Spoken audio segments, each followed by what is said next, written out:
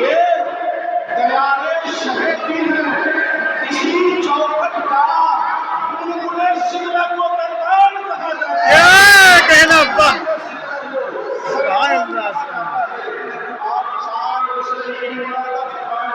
ارشاد ہوتا ہو. آئے ہے چمن میں یہ پھول جو اچھا دکھائی دیتا ہے رسول پاک کا صدقہ دکھائی دیتا ہے. چمن میں پھول جو اچھا دکھائی دیتا ہے رسول پاک کا صدقہ دکھائی دیتا ہے. اور خدا کرے کہ میری جان وہاں جا کے نکلے جہاں سے جنت خدا دکھائی دیتا ہے. کیا کہنا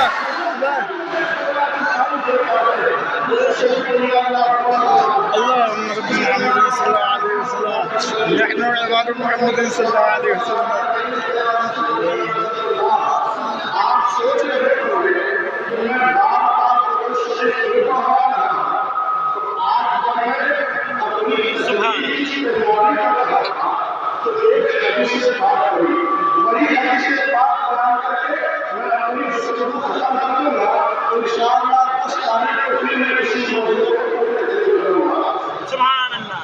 پڑھ رہا تھا پیاری بہت حدیث ہے.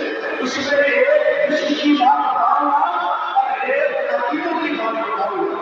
پیاری بہت حدیث سے بات ہے. ہم لوگ درود شریف پڑھتے ہیں تو ہم درود شریف پڑھتے ہیں سلام پڑھتے ہیں کھڑے ہو کے ہم پڑھتے ہیں درود شریف ہم پڑھتے ہیں پیر کسی اور کا درد کرتا ہے سلام ہم پڑھتے ہیں درد کسی اور کے پیٹ میں ہوتا ہے سلام ہم پڑھتے ہیں مرچی کسی اور کو حدیث پڑھو اور حدیث کا مطالعہ کرو. جب آپ حدیث پڑھو گے اور اس کے نبی میں ہوتا سن ہوگے تو کبھی بھی سلام سے دور نہیں بھاگ سکتے ہو کبھی بھی درود سے دور نہیں بھاگ سکتے ہو. سنیے روایت کرنے والے کا نام حضرت انس رضی اللہ تعالیٰ عنہ ہے. وہ ارشاد فرماتے ہیں کہ سرکار صلی اللہ علیہ وسلم نے ارشاد فرمایا کہ اللہ رب العزت نے میرے لفظ پر ایک فرشتہ مقرر کر دیا ہے. ایک فرشتے کا انتظام فرما دیا ہے. ایک فرشتہ متعین فرما دیا ہے. صحابہ نے پوچھا یا رسول اللہ اللہ رب العزت نے اس فرشتے کو کیوں متعین فرمایا ہے؟ آخر یہ فرشتہ کیوں مقرر کیا گیا ہے؟ مقرر کرنے کی وجہ کیا ہے؟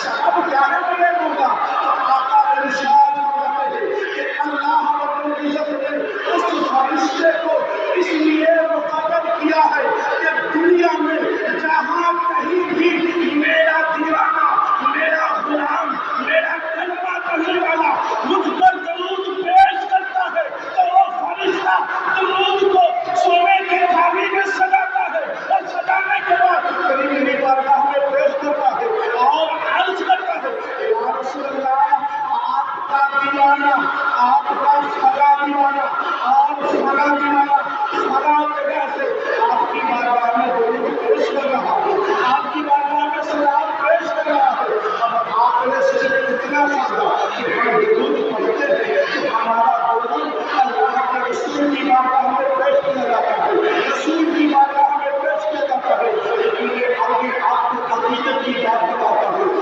اپنا عقیدہ مضبوط رکھنا اعلیٰ حضرت کے تعلیم کو پکڑے رکھنا اور مسلک اعلیٰ حضرت پر چلنے کی کوشش کرنا. اس لیے کہ مسلک اعلیٰ حضرت وہی ہے جو قرآن کا فرمان ہے جو حدیث کا فرمان ہے جو امام اعظم کا مسلک ہے وہی اعلیٰ حضرت کا بھی مسلک ہے. یہ عقیدے کی بات سنیے. آپ نے سرکار نے کہا فرمایا کہ ایک فرشتہ مقرر کیا ہے کہ دنیا میں جہاں کہیں بھی میری امتی میرا کلمہ پڑھنے والا مجھ پر درود پڑھتا ہے تو وہ فرشتہ سنتا ہے اپنے کانوں سے. اب کون فرشتہ؟ وہ فرشتہ جو میرے نبی کی بارگاہ کی دربانی کر رہا ہے پہرا داری کر رہا ہے چوکیداری کر رہا ہے پہرا دے رہا ہے. اے لوگوں مسئلہ حل ہو گیا کہ جب نبی کی بارگاہ کے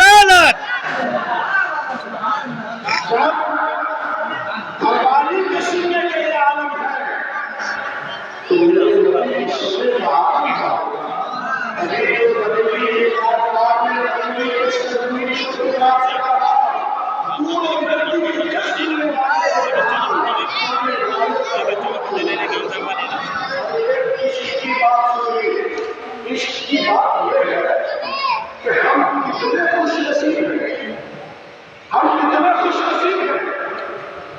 हम अपने मुकद्दर पे जितना भी नाश करें कम है, इसलिए कि अल्लाह के रसूल ने फरमाया कि जब मेरा उम्मती मुझ पर दुरूद पढ़ता है तो फरिश्ता पढ़ने वाले का नाम लेता है और पढ़ने वाले के पाप का भी नाम लेता है, पढ़ने वाले का भी नाम लेता है, पढ़ने वाले के पाप का भी नाम लेता है।